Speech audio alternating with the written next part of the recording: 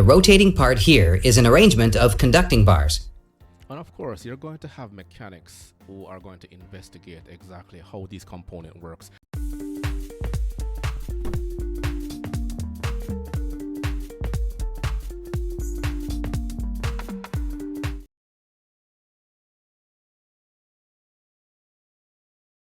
Hello everyone, welcome back to another episode of Parts Talk. Today we're going to be featuring a number of videos that are directly impacting the automotive industry. As you know, I'm the parts manager professional, and all my videos goes directly in depth of how parts and service impact the dealership environment and the automotive industry overall. Of course, my program, I try to take you beyond the sales department consistently. Others focus specifically on cars, their performances, sales, features, and DIY videos from mechanic. Of course, I want to be that person who lets you know what takes place behind the scenes within the dealership environment. So, without further ado, let's get into this video right here. This is probably the coolest display I've seen in a long time. So this is a cutout of a whole engine assembly, transmission, alternator, and everything that moves around the engine. Here I'm going through first, second gear, here's third, and then fourth gear. Dude, this thing. And of course, working in a parts department, you have to identify and know all the components that make up this gearbox right here. So you have the first, second, third, and fourth gear, and then you have the synchronizer rings, and then you have the clips and the barker rings and the needle bearings and everything else. And believe it or not, you had those mechanics who specialized in these particular transmission, which were manual transmission at the time. They're far and few right now, and they're phasing out because most vehicles being manufactured today are automatic transmission.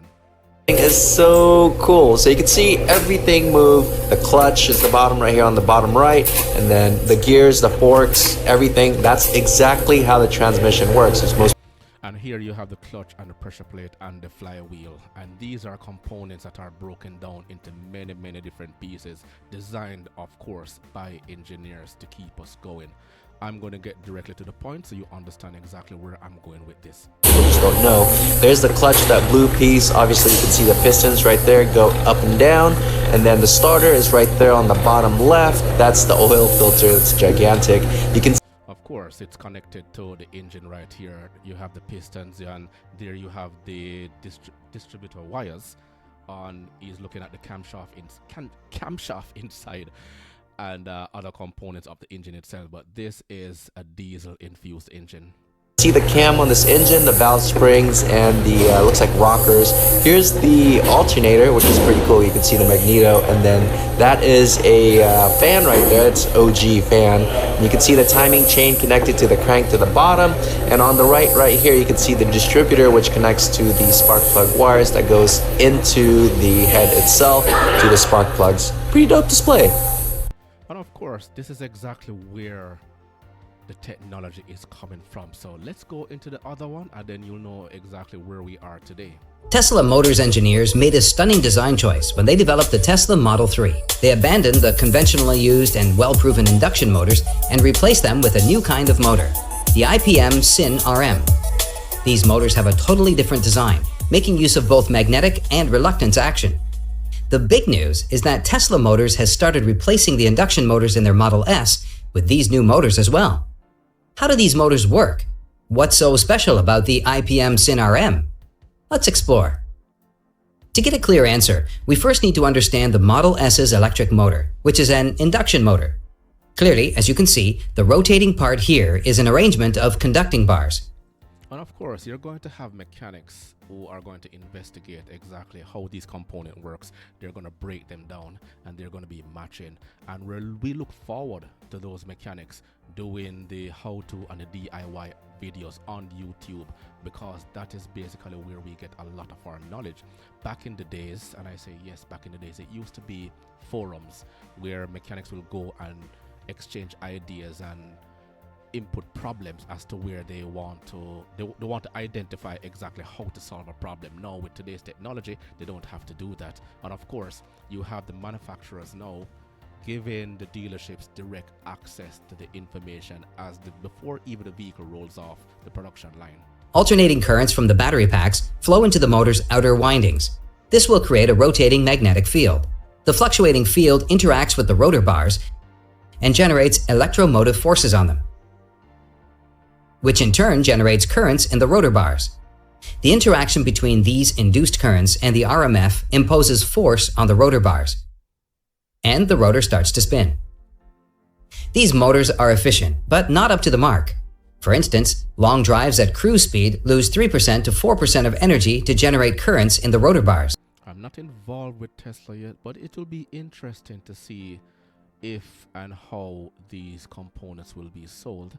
And then, because I can still remember mechanics wanting to replace and remove a lot of these parts, they would have to walk with them as samples and match them as time goes by. But I am positive now that the technology has advanced, and then now the accurate parts are being supplied, and then the manufacturers will tell you exactly what needs to be removed, what needs to be replaced, in order to get our customers going along their way. Which is definitely not efficient. Moreover, for an automobile, the most crucial performance parameter is its starting torque.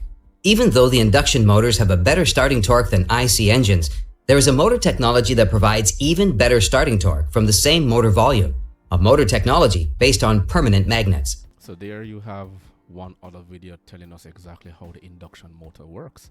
So this is the current state of the technology right now. Gone are the days of points and condensers and walking around with this huge box of your, well, particularly part of your engine inside the box, in which how the mechanics used to go around to get your cars going. But you'll see more. Let's go to our next video, and then we'll close off with one final point.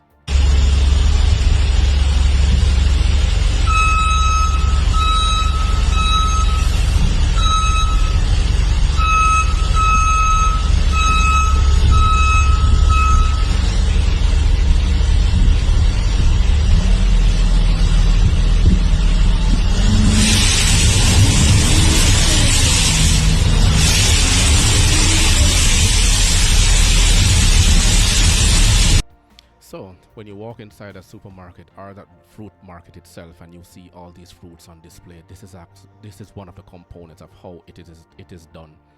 A machine that is manufactured by an engineer, that is distributed and costed by a project manager, and then that is maintained on the road by a mechanic. Of course, what I'm trying to say is mechanics actually run this world, and without them we won't have the facilities that we're enjoying in today's market. So what I want a lot of people to do is just to be thankful of the things that are around us and how the world is being kept moving by the guys in the overall and otherwise called the grease monkeys.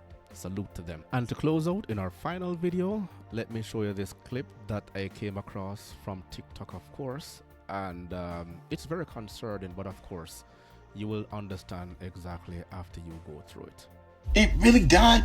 Yes, Key. You wanted to get food so bad, and now we're dead.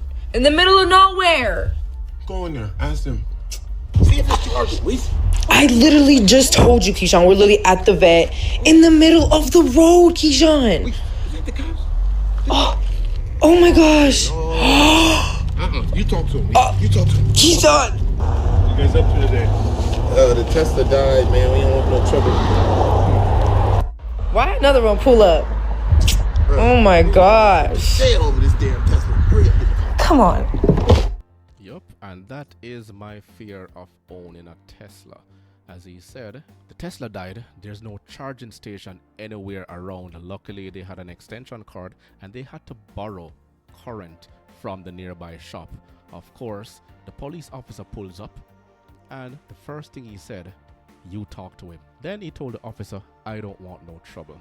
Then as they closed off, another police officer pulled up. Mind you, the police officers are just there to back each other up. Nothing is wrong with that. But again, one of the many concerns of owning a Tesla, the battery range, the availability of charging station, among other concerns. Well, let me know what you think in the comment section. Remember to grab a copy of my ebook, The Parts Manager Guide. Please smash that like button on your way out. It will only take you 1.5 seconds to do so. If you haven't subscribed yet, remember to like and share this podcast. And of course, we'll see you in the next video.